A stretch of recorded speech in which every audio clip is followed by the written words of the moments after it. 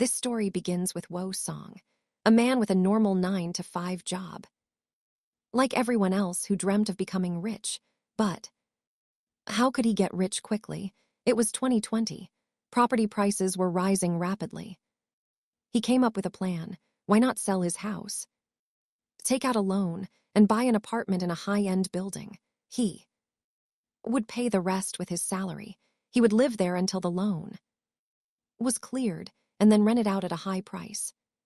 This way, the rent, almost equal to his salary, would cover his expenses, and he would also own an asset worth 1.1 billion won. If prices continued to rise, the value could rise from 1.1 billion to 5 billion. He'd then sell it for a profit, start his own business, and start a good life. With this in mind, he went to a dealer and bought a unit in a building where prices were rising every hour. He sold his house for the down payment, investing all his savings. But he still had monthly payments. His life changed immediately. Now, since he owned a high-end apartment, he was considered elite and soon got engaged. Everything was going perfectly until the pandemic struck. While many businesses crashed, property prices plummeted. By 2024, the apartment he bought dropped to 800 million, down from 1.1 billion, and he was struggling to pay the loans. His entire salary went to payments. He started working delivery jobs to cover necessities and split one meal into 3. He avoided using fans and lights at home to save on bills. He bought rechargeable lights and fans, which he secretly charged at his office. Sometimes he even stole food from the cafeteria, just as buying this apartment changed Song's life. The price drop ruined it. His engagement was broken, and he suffered in every way. To make matters worse, he constantly heard construction noises. He believed they were coming from the apartment above.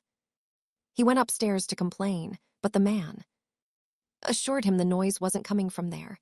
Now, even Song's neighbors were annoyed. They repeatedly left notes asking him to stop the noise. "Please stop," they said.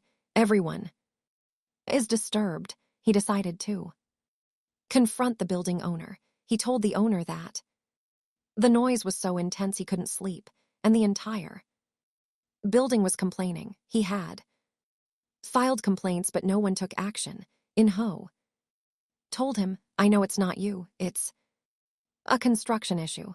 Give me 2 months, and I'll fix it." Song replied, "How can I wait 2 months? I bought an expensive apartment not to suffer. I haven't slept well once."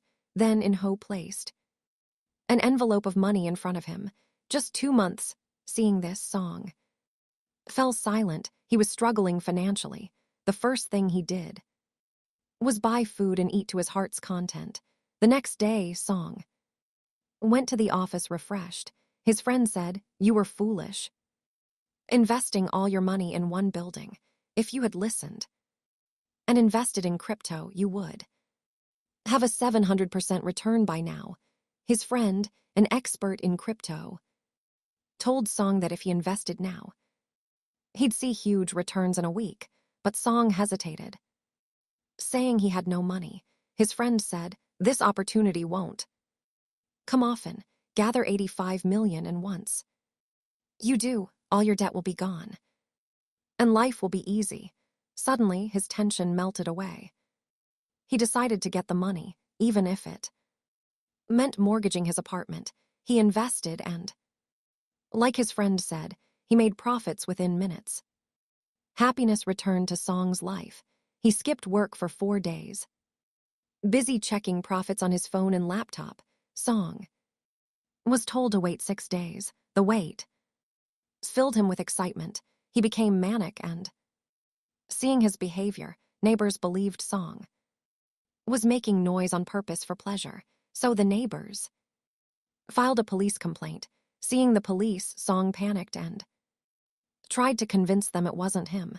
He said, "If you want, check my apartment." Just then, In Ho, the owner, arrived and tried to say that Song was innocent, however the residents ignored him and asked the police to search Song's house. He was certain he was innocent, but the police discovered a secret room in Song's house. Unknown to him, inside a phone connected to a speaker was creating the noise. He had lived there 4 years.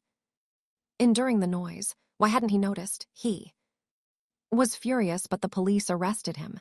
He had to withdraw his crypto funds that very day. He pleaded to be let go for just a moment to finish urgent work. "I'll be back," he said, but the police wouldn't listen. He began incurring losses on his investment. He was already in debt and couldn't afford this. He excused himself to the bathroom. He grabbed a phone from a desk, locked himself in a room, and quickly turned on a computer. He had to access his account and close the trade. The police broke down the door and tried to drag him out, but Song ignored them and continued working. They tasered his hand, but he tried to click the button. Before he could, a policeman shut down the computer. The electric shock knocked Song unconscious. His life was ruined again. When he woke up, he learned that the noise wasn't his fault and not caused by spirits. The husband of the woman who left notes was involved. Song returned home to find his house destroyed. He was devastated. He had lost his job, his respect, and had nothing left. The apartment he sacrificed so much for was lost due to the crypto loan. He had nothing. What was the point? He began writing a death note, but thought of his mother. He decided to live for her and face the challenges. He tried to turn on his broken phone. Then he found another phone in the apartment, the one that caused the noise. He tried to unlock it, but didn't know the password. It was connected to Wi-Fi, so he checked the signal source. It came from directly above his apartment. It was Jinho's house, the man who pressured the police to arrest Song. He knocked on Jinho's door, asking for the Wi-Fi password. Jinho denied having Wi-Fi. Song knew the truth. He realized something was wrong, and that Jinho was framing him. He had to investigate, so when Jinho left, he sneaked into Jinho's house, exploring the apartment. He was shocked to find a surveillance setup. Jinho was watching everyone. What was he planning? In another room, Song found photos of the residents and notes. It was clear he was collecting data on everyone, especially the building owner. He checked the surveillance system and saw phones connected that were making the noise. Jinho was the culprit, but why frame Song, and why create the noise? He didn't understand. He took photos as evidence. But before he could leave, Jinho returned. Song had to hide to save himself. He hid inside a cabinet. He waited until nightfall, when Jinho slept and the noise stopped. Song was furious and wanted to kill Jinho. But then the doorbell rang. Song hid under the bed. It was the woman who had left notes at Song's house. She was working with Jinho for money. She was terrified by Song's return. She had sent her husband to jail to protect Jinho, but wanted out. She told Jinho she quit, but Jinho offered her money, asking for a few more days. Jinho didn't understand her fear and tried to buy her off. This angered the woman, and she destroyed his tapes. Jinho was enraged. He grabbed a hammer and hit her head, killing her. Song witnessed everything. Jinho received a call and left the apartment. Song tried to leave immediately. However, Jinho was waiting at the door, unsurprised. He said, "I knew you were here." Song was terrified, fearing Jinho would kill him too, but before dying he wanted to ask, "Why did you frame me?" Jinho explained, "I'm a journalist looking for a story. Yours was perfect, a crazy man who spent everything on an apartment only to be caught on false charges." He said, "I wanted to sell your story to the news. For money, the building's value would drop. And in Ho, the owner would suffer most. Song asked, "Why do you want?" "To devalue the building," Jinho replied, "because of construction faults, the value dropped. And I suffered a huge loss. There were always noises from the walls. So I set up the noise system to create complaints."